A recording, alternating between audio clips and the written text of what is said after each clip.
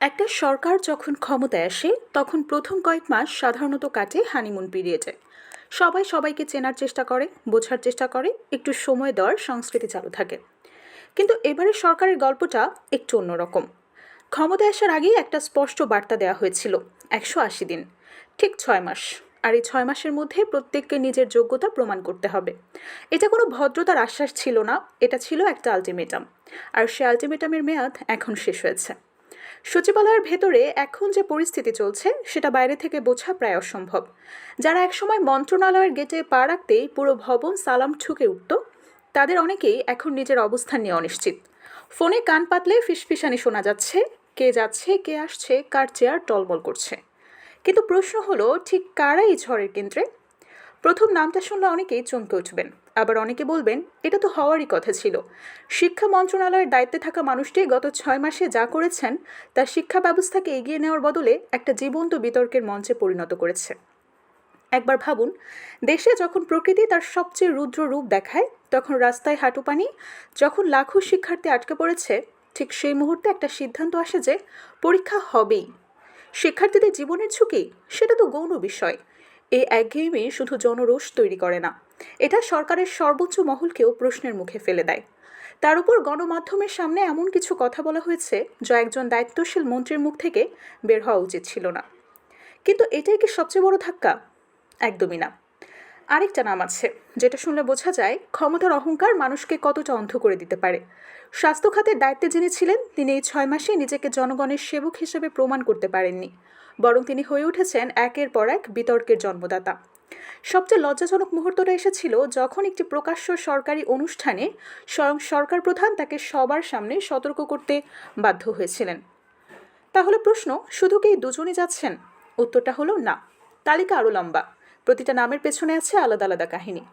একজন প্রতিমন্ত্রী আছেন যিনি নিজেই নিজের কবর খুঁড়েছেন। ইন্টারনেটে ছড়িয়ে পড়া একটি ভিডিও তার রাজনৈতিক জীবনে ভূমিকম্প আনে। এখন যে কোনো বুদ্ধিমান মানুষ হলে হয়তো চুপ থাকতো, কিংবা সরাসরি দায় স্বীকার করে ক্ষমা চাইতেন। কিন্তু তিনি বেছে নিলেন সবচেয়ে হাস্যকর পথ। তিনি দাবি করলেন ভিডিওটা কৃত্রিম বুদ্ধিমত্তা দিয়ে তৈরি, এআই জেনারেটেড, ভুয়া। কিন্তু প্রবলেম হলো, আমরা এখন এমন একটা যুগে আছি যেখানে সত্য লুকানো সম্ভব না।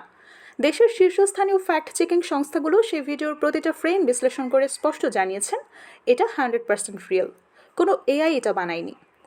আর বাকি দুটো নাম, একজনের বিরুদ্ধে অভিযোগ আইনি মামলায় সরাসরি প্রভাব বিস্তার, ক্ষমতা ব্যবহার করে বিচার ব্যবস্থায় হাত ঢোকানো, আরেকজন ক্ষমতার নেশায় এতটাই বিভোর হয়ে গেছেন যে নিজের সীমানাটাই ভুলে গেছেন।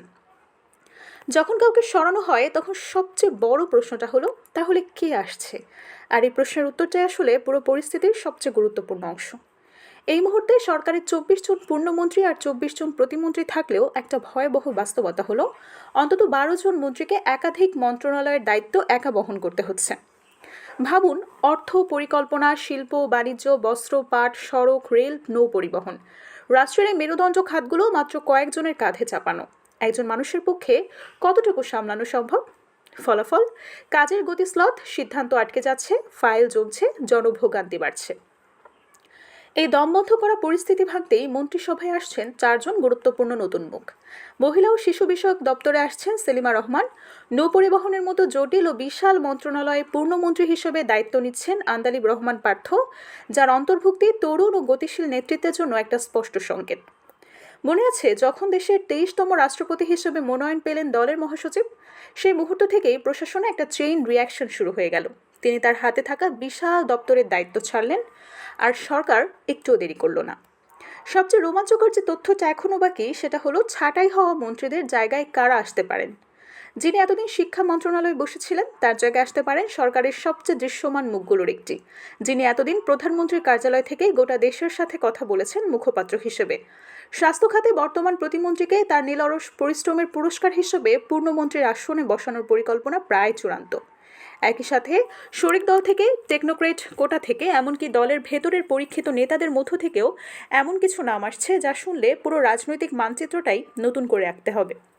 অভিজ্ঞতার তারুণ্যের একটা অভূতপূর্ব সমন্বয় ঘটানোর চেষ্টা চলছে। এমন মানুষদের আনা হচ্ছে যারা শুধু রাজনীতি বোঝেন না, প্রশাসন চালাতেও জানেন। একদিকে যারা ক্ষমতা পেয়ে ভেবেছিলেন এটা তাদের পৈতৃক সম্পত্তি, যারা ভেবেছিলেন একবার মন্ত্রীর চেয়ার পেলে আর কেউ নড়াতে পারবে না, তাদের সেই দম্ভ এখন চুরমার হচ্ছে। অন্যদিকে যারা নীরবে কাজ করে গেছেন, যারা মাঠে ছিলেন, যারা জনগণের ভাষায় কথা বলেছেন, তাদের জন্য দরজা খুলে যাচ্ছে। সরকার প্রধানের অবস্থান এই পুরো বিষয়ে যতটা কঠোর ততটা স্পষ্ট। তিনি বারবার একটা কথাই বলেছেন, 180 দিনের মূল্যায়ন কোনো রুটিন পরীক্ষা ছিল না, এটা একটা সার্জারি। যে অংশ পচে গেছে সেটা কেটে ফেলতে হবে, আর সেখানে নতুন রক্ত সঞ্চালন করতে হবে। এই দর্শনে কোনো ব্যক্তিগত আবেগ নেই, আছে শুধু রেজাল্ট। এখন সেই ফাইলটাই প্রধানমন্ত্রীর টেবিলে, যে ফাইল দিয়ে কিছু নামের পাশে লেখা আছে বিদায় আর কিছু নামের পাশে লেখা আছে শুরু। এই ফাইলে সই পড়ার সাথে সাথে বাংলাদেশের রাজনৈতিক মঞ্চে একটা নতুন অঙ্ক শুরু হবে। কিন্তু এই পরিবর্তন কি সত্যি প্রশাসনে গতি আনবে, নাকি এটা শুধুই একটা রাজনৈতিক দাবা খেলা, যেখানে ঘুঁটি বদলাচ্ছে কিন্তু খেলা একই থাকছে? নতুন যারা আসছেন তারা কি সত্যি আগের দেশে ভালো করতে পারবেন, নাকি 6 মাস পর তাদের নামও একই লাল কালির তালিকায় উঠবে? উত্তরটা এই মুহূর্তে কারো কাছেই নেই, না আপনার, না আমার, এমনকি হয়তো সরকারের কাছেও না। কিন্তু একটা বিষয় নিশ্চিত, ক্ষমতার করিডোরে এখন আর কেউ নিশ্চিন্তে ঘুমাতে পারছে না। প্রতিটা মন্ত্রী জানেন পরবর্তী 180 দিনও তাদের জন্য পরীক্ষা, আর এই পরীক্ষায় ফেল করলে বিদায়ের দরজা সবার জন্যই সমান। আপনার কি মনে হয়, এই রদবদলে কি সত্যি দেশে লাভ হবে, নাকি এটা শুধুই চেয়ার বদলের খেলা? আপনার মতামতটা কমেন্টে জানান, কারণ এই দেশটা আপনার, আর এই প্রশ্নের উত্তর খোঁজার অধিকারও আপনারই।